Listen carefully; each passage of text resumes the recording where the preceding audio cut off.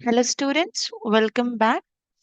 So, on Saturday, I've sent you some of the competency focused questions from the chapter Molecular Basis of Inheritance and asked you to attempt. So, some of you have sent some of your queries.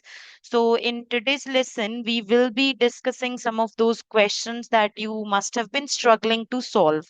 Okay. So, starting with the first question, it says if a bacterial cell contain the X amount of the DNA. Now, to be able to solve this question, there is this one thing that you definitely need to recall from your previous classes lessons is, and that is the cell cycle and the cell division, right? So, starting with the first one, it says if a bacterial cell contains the X grams of the DNA, which one of the following correctly depicts the amount of DNA at the end of the each phase? अब ये जो DNA है, DNA duplicate करता है कौन से phase में? तो DNA duplicates during the S phase, right? So S phase में ये जो डीएनए का अमाउंट है दैट विल डबल. सो जी1 फेज में it would remain the X, so Q and R can be ruled out, but S में it would become double. But G2 phase comes after S phase, so G2 में भी जो genetic content है वो double ही रहेगा. DNA divide कब करता है या सेल डिवाइड कब करता है? एम फेज में. तो एम फेज में जाके डीएनए फिर से क्या हो जाएगा? Half. So the answer would be the option D, which is S, right? कि G1 फेज में एक्स है, एस फेज में रेप्लिकेशन हुई तो it becomes twice. G2 phase follows the S phase, so this is also twice. M phase में cell divide करा, cell में nuclear division होती है, chromosome number again becomes the just like the original one, like that, right? Now moving on to the second question, it says the purines have two rings in their nucleotide structure, whereas the pyrimidines have only one ring. ये बात मैंने आपको class में भी बताई थी कि purines के स्ट्रक्चर में दो रिंग्स होती हैं. If you see this is the adenine and this is the guanine. यहाँ पे तो they have showed you the nucleosides, so this is the sugar molecule, right? But otherwise, this is the adenine structure, this is the guanine structure, this is cytosine structure, this is uracil structure, and this is the thymine structure, right? So if you see, pyrimidines में एक ring है, but purines में दो rings हैं. So first question says the distance between the two strands of a DNA molecule. This is one strand, this is second strand. ये जो इसकी backbone है ये किससे बनी है? Backbone is made up of alternating sugar and the phosphate. And what projects inward? अंदर की तरफ कौन प्रोजेक्ट करता है? It's the nitrogenous bases जो अंदर की तरफ प्रोजेक्ट करते हैं. जैसे एक लेडर है हमारे पास सीडी, सीडी का ये वाला जो कंपोनेंट है वो शुगर और फॉस्फेट बना रही है. बट ये जो स्टेप्स हैं this is made by the nitrogenous bases, right? Now if you see, they say कि दोनों स्ट्रैंड्स के बीच का ये जो डिस्टेंस है, ये जो स्टेप्स का डिस्टेंस है, क्या ये इंक्रीज करता है, डिक्रीज करता है, या ये सेम रहता है from one end to the another end? अब अभी मैंने क्या कहा, ये जो स्टेप्स हैं these are actually made by the nitrogenous bases. और नाइट्रोजनस बेसिस में adenine always pairs with the thymine, cytosine always pairs with the guanine.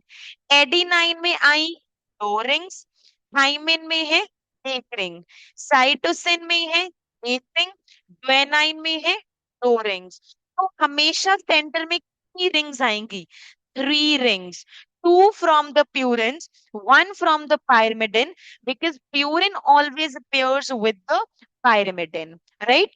So ऊपर से नीचे तक अगर हमेशा प्यूरिन पायरिमिडिन के साथ ही बाइंड करता है और सेंटर में तीन ही रिंग्स हैं, तो ये जो डिस्टेंस है ये हमेशा क्या रहेगा? This will always remain the same. Why? Because two rings of the purine bonds with the one ring from the pyrimidine. So there are always three rings in the center. So answer क्या रहेगा? It remains the same. Second one. Under what hypothetical circumstances would the distance between two strands be different from what is seen presently? कौन सी ऐसी hypothetical situation हो सकती है जिसमें दो strands के बीच का distance है वो चेंज हो सकता है? अब देखो, क्योंकि नेचुरली तो हमेशा प्यूरिन ही पायरिमिडिन के साथ बाइंड करता है, तो तीन रिंग्स है। But imagine for some reason purine purine के साथ बॉन्ड बना ले और पायरिमिडिन पायरिमिडिन के साथ बॉन्ड बना ले। सोचो, adenine pairs with the guanine, adenine की दो रिंग्स, ग्वेनाइन की दो रिंग्स, सो सेंटर में कितनी रिंग्स आ गई? Let's say there are four rings in the centre. और फिर cytosine pairs with the thymine, cytosine की एक रिंग और थायमिन की एक रिंग। तो यहाँ पे ये स्टेप तो हो गया broad, this step will be smaller.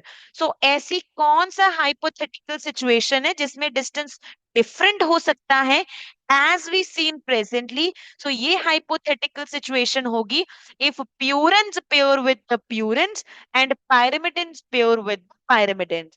जहां पे प्यूरिन प्यूरिन बॉन्ड करेंगे वहां पे तो डिस्टेंस ज्यादा होगा क्योंकि सेंटर में चार रिंग्स हैं। जहां पे पायरिमिडिन पायरिमिडिन है वहां पे डिस्टेंस छोटा होगा क्योंकि सेंटर में दो ही रिंग्स हैं, one from the each pyrimidine, right? Now, moving on to the question number 3, it says given below is the sequence of an mRNA, uh, the image of the genetic code. Assume that this sequence begins with a start codon, right? So identify the amino acid sequence to which this mRNA will get translated. So agar, let's say it is starting from one of the start codon, तो ये जो है हमें जितने भी codon दे रखे हैं ये कौन से अमीनो एसिड्स को कोड करेंगे? सो इसके लिए first of all look at the GCU। So what does the GCU code for? GCU codes for the alanine. Second है हमारा AUC, AUC codes for the isoleucine, isoleucine, right? And then we have is, wait, let me put it closer. Isoleucine, isoleucine के बाद next we have is the AAG. So if you see AAG codes for the lysine, and then we have is the UAC, and UAC codes for the tyrosine. Then we have is the CUA, which codes for the leucine, right? So amino acid sequence जो generate होगा, that will be alanine, isoleucine, lysine, tyrosine, and the leucine.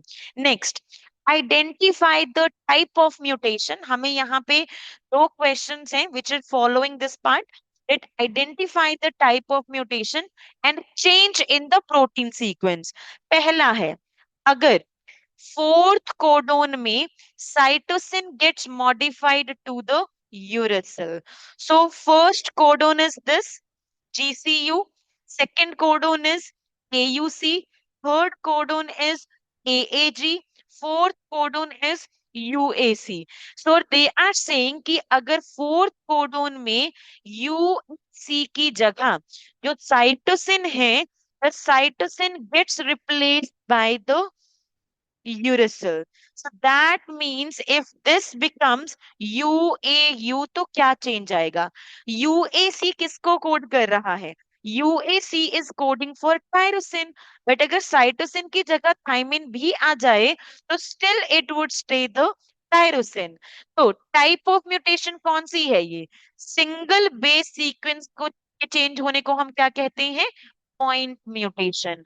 और protein sequence में कोई भी change नहीं होगा क्योंकि UAC codes for tyrosine, UAU also codes for the tyrosine। The next one, GCU gets added after the second cytosine। cytosine कौन सा है? This is first cytosine, This is the second cytosine. So GCUAUC.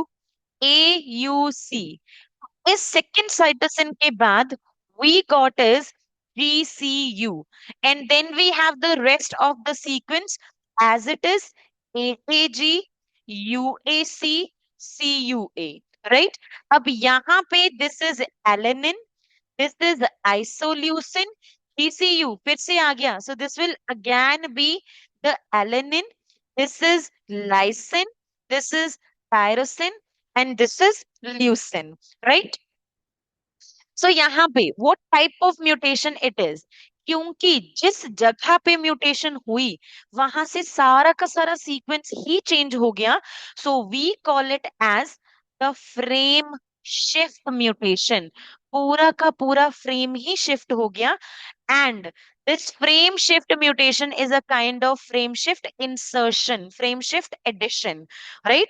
और यहाँ पे माइनो acid sequence में क्या change आएगा, protein sequence में क्या चेंज आएगा कि आइसोल्यूसिन और लाइसिन के बीच में एक्स्ट्रा एलिनाइन इंसर्ट हो जाएगा, so that would be the change. Okay, now, moving on to the next question, it says in a quiet neighborhood, a woman had been murdered at her home when her roommates were supposedly away. Her roommates were two twin brothers, S1 and S2 are the twins, and then there is the another person, another woman, which is S3. The investigating officer found the skin of the murderer under her fingernails. The officer sent the DNA from the skin sample along with the DNA from the roommate for the DNA profiling. Given below is an image of the bands obtained. So यहाँ पे crime scenes DNA is given, and then along with that we have the samples from S1, S2 and S3. Three suspects are being given. अब हमें match करना है कि ये जो crime scene से डीएनए मिला है ये किसके साथ मैच करता है। तो we will simply be using a straight line to do that. So यहाँ पे अगर हम मैच करना स्टार्ट करें, this band match with S3, this band match with both S1 and S3, this band doesn't match. Actually, if you see, it's a bit higher than even the S1. But let's keep it on hold. ये दोनों bands किस साथ match कर रहे हैं? With the S3.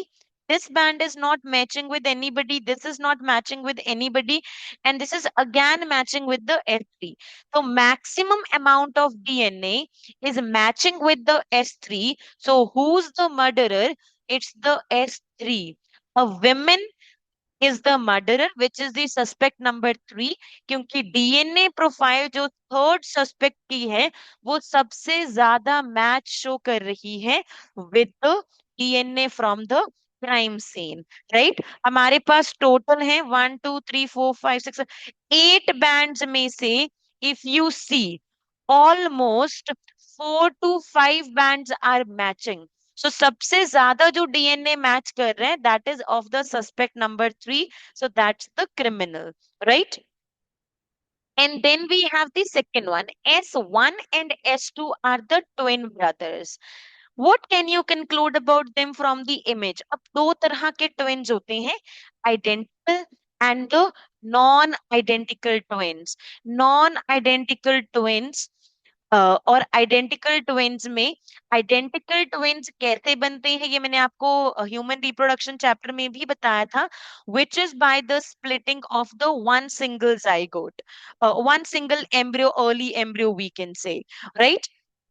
So, and the non-identical twins are dizygotic. अगर दो different zygote बने क्योंकि दो different eggs दो different sperm से fertilize करें, so that is called as the non-identical. Non-identical के लिए we have the another term which is the fraternal twins. ये आपकी टेक्स्ट बुक में दे रखी है एनसीईआरटी में on the last page of the DNA fingerprinting, so you have to read it. अब अगर आप S1 और S2 दोनों का डीएनए मैच करो, क्या इन दोनों का डीएनए मैच हो रहा है? नहीं, राइट? तो that means they are not identical twins. ये कैसे ट्विन्स हैं? They are non identical twins, क्योंकि अगर ये आइडेंटिकल ट्विन्स होते तो DNA profile of the S1 must have been matching with the DNA profile with of the S2. क्योंकि DNA profiles match नहीं कर रही हैं, so these are the non-identical twins or the fraternal twins, right? Okay. Moving on, the next is the question on the structure of the tRNA. जब हमने tRNA का structure किया था, तब हमने मेनली दो चीजों की बात करी थी, एक एंटी कोडोन लूप, तो दूसरा amino acid acceptor and, and amino acceptor end was always present on the 3 prime end. So they say given below is the structure of tRNA, और वही दो पार्ट्स लेबल कर रखे हैं जो हमने पढ़े हैं P and Q. Q is the amino acid acceptor end जो कि 3 प्राइम एंड पे है, ये हमने पढ़ा था 5 प्राइम एंड है. और P, what is the P group called? It's called as the anticodon loop which is complementary to the codon of the mRNA. अब ये कह रहे हैं how can the polarity of the tRNA molecule could be identified? Easy, हमें पता है amino acid acceptor and ये वाला है जहां पे Q अटैच Q है, और Q और इस अमाइनो एसिड एक्सेप्टर एंड में, अमाइनो एसिड एक्सेप्टर एंड कौन से पोल पे होगा? That is on the 3 prime end. So this is how we can figure out the polarity कि ये जो Q है that is actually the 3 prime end, and then the other free end is the 5 prime end, right? So this is how we can find the polarity. Write the 5 prime 3 prime anticodon sequence in a tRNA molecule for a start and the stop codon. So start codon हमें पता है AUG. AUG है codon पे, तो anti codon complementary है, तो इसके complementary जो हमारा 5 prime to 3 prime codon sequence है that will be UAP. So this is for the start codon. अब stop codon की बात करते हैं. We have the 3 stop codons, but आपको NCERT में मैंने एक अंडरलाइन करवाई थी line that there are no tRNAs for stop codons. So since there are no tRNAs for the stop codon, तो हमारे पास tRNA molecule ही नहीं है, तो हम एंटी कोडोन सीक्वेंस भी नहीं लिखेंगे, right? So this is about it. The next we have is about the DNA fingerprinting. The DNA fingerprinting involves the use of the southern blotting technique. The DNA run on the agarose gel. Remember agarose gel का purpose क्या? DNA को size के basis पे separate करना. फिर उसको हम nitrocellulose membrane पे ट्रांसफर करते थे, और डीएनए को देखते कैसे थे? By using the auto radiography, right? अब ये कह रहे हैं शेयर योर अंडरस्टैंडिंग कि जो डीएनए है वो जेल से नाइट्रोसेलुलोज मेम्ब्रेन पे ट्रांसफर कैसे हुआ. अब यहाँ पे कॉन्सेप्ट है हमारा चार्ज का. What is the charge on the DNA? DNA is negatively charge. अगर हम चाहते हैं कि जो डीएनए है वो ट्रांसफर हो जाए over the nitrocellulose membrane, so what do you think what charge it must be carrying? It must be the positively charged, right? अब ये जो एगिरोस जेल है इसका कॉन्सेप्ट हम आगे पढ़ेंगे बायोटेक में डिटेल में, बट एगिरोस जेल में जो सेपरेशन है वो सीविंग इफेक्ट के थ्रू होती है. सीविंग मतलब छननी, राइट? तो साइज के बेसिस पे मॉलिक्यूल्स मूव करते रहते हैं क्योंकि एगिरोस जेल में साइज के बेसिस पे पोर्स प्रेजेंट है. तो एगिरोस जेल में जो डीएनए है वो साइज के बेसिस पे पोर्स में ट्रैप हो चुका है. अब अगर हम चाहते हैं कि उसकी हाइब्रिडाइजेशन करें, फिर ऑटो रेडियोग्राफी करें, हमें डीएनए को उन पोर से निकालना पड़ेगा. और डीएनए को पोर से जब हम निकालते हैं we place it over the southern blotting paper which is actually the nitrocellulose membrane. इसके ऊपर होता है पॉजिटिव चार्ज, और जब डीएनए नेगेटिवली चार्ज मेम्ब्रेन पे आता है तो वो इसकी तरफ अट्रैक्ट हो जाता है and it can not move any further, right? So second question इसी की कंटिन्यूएशन में है that what do you think would be the charge on the nitrocellulose membrane? तो मैंने आपको अभी बताया नाइट्रोसेलुलोज मेम्ब्रेन के ऊपर पॉजिटिव चार्ज है. डीएनए के ऊपर नेगेटिव चार्ज है, तो नाइट्रोसेलुलोज मेम्ब्रेन डीएनए को अपनी तरफ अट्रैक्ट करती है, जेल को रिमूव कर दिया जाता है और डीएनए अट्रैक्टेड रहता है to this positively charge nitrocellulose membrane, right. Gel is like like really jelly like thing, वो बाइंड नहीं करती है डीएनए को, राइट। सो डीएनए को हमें ट्रांसफर करना है पेपर पे, और पेपर पे उसको लॉक कर लेना है ताकि वो मूव ना कर सके, राइट। तो लॉक करने के लिए इस पेपर को दिया है हमने पॉजिटिव चार्ज, डीएनए के ऊपर है नेगेटिव चार्ज, और जब ये बाइंड करता है इट गेट्स लॉक्ड, और इसको कहते हैं इमोबिलाइजेशन। मोबिलाइज करना मतलब मूव करना, एंड इमोबिलाइजेशन मतलब एक जगह पे उसको लॉक कर लेना। सो डीएनए को इमोबिलाइज्ड सरफेस के ऊपर ट्रांसफर करने का यही पर्पस है, ताकि उसको वहां पे लॉक कर लिया जाए, और इसी प्रोसेस को हम कहते हैं blotting, right. So blotting is transfer the DNA over the immobilised surface, ताकि अब आगे वाला जो हमारा प्रोसेस है which is hybridisation and auto radiography, वो आसान हो जाए। So we need the DNA for that, right. So this could be the answer that you can refer to. Third is identify the type of label on this variable number of tandem repeat probes. अब ये आपको याद करना है from the experiment that we have done before, which was the Hershey and the Chase experiment. अगर हमारे पास DNA है, हमने कहा था वीएनटीआर प्रोब है, VNTR probe can be a single stranded DNA और it could be in RNA, और इस प्रोब को हमने रेडियो एक्टिवली मॉलिक्यूल से लेबल किया है। तो याद करो, जब हमने हर्शी एंड चेज एक्सपेरिमेंट किया था तब हमने डीएनए को किससे लेबल किया था? रेडियो एक्टिव फॉस्फोरस से। तो type of label is radio active label, और रेडियो एक्टिव लेबल में भी radio active phosphorus, which is phosphorus 32, right. तो radio active phosphorus is use to label the radio active probe. और purpose क्या है? क्योंकि मैंने कहा था ऑटो रेडियोग्राफी में डीएनए तभी विजिबल होगा अगर वो रेडियो एक्टिव प्रोब के साथ अटैच्ड है। This is why we need to use a radioactively labeled probe. Okay. Now moving on to this one last question, which is about the expressed sequence tags. So what are the expressed sequence tags over here? The expressed sequence tags, they are telling that they are the short complementary. This cDNA means the complementary DNA molecule. किसके complementary है ये DNA molecule? This DNA molecule is complementary to formed from the RNA molecule. So let's say, क्योंकि expressed sequence tag में हमने सिर्फ कौन से sequences को आइडेंटिफाई किया था? हमने सिर्फ और सिर्फ कोडिंग सीक्वेंसेस को आइडेंटिफाई किया था। सो इसमें हम करते क्या है? Let's say this is a DNA, DNA का ये पार्ट कोडिंग है, बाकी सारा नॉन कोडिंग है, लेट्स से।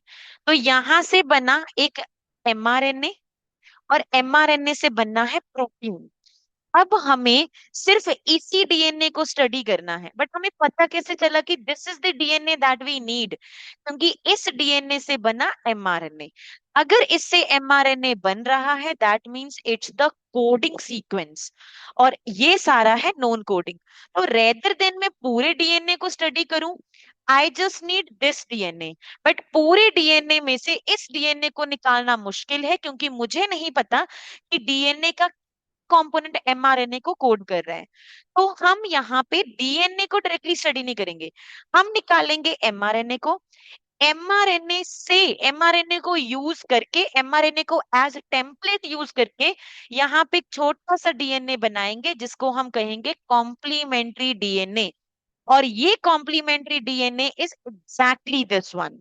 तो एक्सप्रेस्ड सीक्वेंस टैग में तुम सीधा डीएनए को स्टडी नहीं करते हो, you study the DNA made from the mRNA.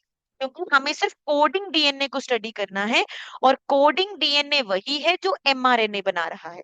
तो हमने एमआरएनए को एज टेम्पलेट यूज करके क्या बना लिया, complementary DNA.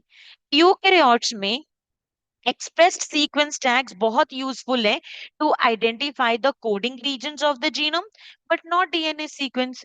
Same thing, mRNA से जो मैंने डीएनए बनाया वो किसके कॉम्प्लीमेंट्री है, that was complementary to this part.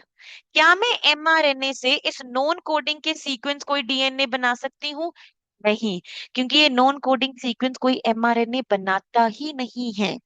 तो एक्सप्रेस्ड सीक्वेंस टैग्स क्योंकि डीएनए मॉलिक्यूल्स हैं जो सिर्फ एमआरएनए से बने हैं, राइट। और एमआरएनए मतलब सिर्फ कोडिंग पार्ट, कोडिंग में भी हमारे पास coding sequences which are the exons, right. तो अगर हमने इंट्रोन्स को स्टडी करना है तो एमआरएनए काम का नहीं है, क्योंकि introns are not found in the mature mRNA, right. तो this could be one of the reason we can say कि अगर हम कोडिंग सीक्वेंसेस को, अगर हम पूरे डीएनए सीक्वेंस को स्टडी करना चाहते हैं, तो what we can not do, we can not go through the expressed sequence tags, क्योंकि एक्सप्रेस्ड सीक्वेंस टैग्स सिर्फ उस एमआरएनए से बने हैं which are the part of the exons, और यूकैरियोट्स के जो जीन है वो एक्सोन इंट्रोन दोनों से बने हैं। सो कॉम्प्लीमेंट्री डीएनए तुम्हें एक्सोन स्टडी करने में तो हेल्प कर सकता है, but it can not help you to study the introns, right? So this is what we can write in the answer to this one. Okay. So we can say a few simple things. The statement is true because the mature mRNA only contains the exon. It doesn't contain the introns. So it doesn't contain the introns, right? So since it doesn't contain the introns, they completely miss the non-coding sequence. So complementary DNA can help you to study the exons, the DNA that codes for the exon, but not the DNA that codes for the introns. You just have to elaborate. Like you start with, okay, DNA, mRNA has HNRNA has two parts, exons and introns. mRNA only has exons. So a DNA made from the mRNA only contain the DNA complementary to the exons, not introns, so we can't study the introns. So ये कुछ questions थे जो some of the students have sent me as their doubts. So make sure that it's pretty much clear to you. Any questions, you can send it any further, but make sure by the end of the day, आज के दिन में आप सारा molecular basis revise करके with a few question practice you should finish it up, because in tomorrow's class we will be starting with the next chapter, which is the evolution. Okay, all right then, that's all for today. Bye bye, have a good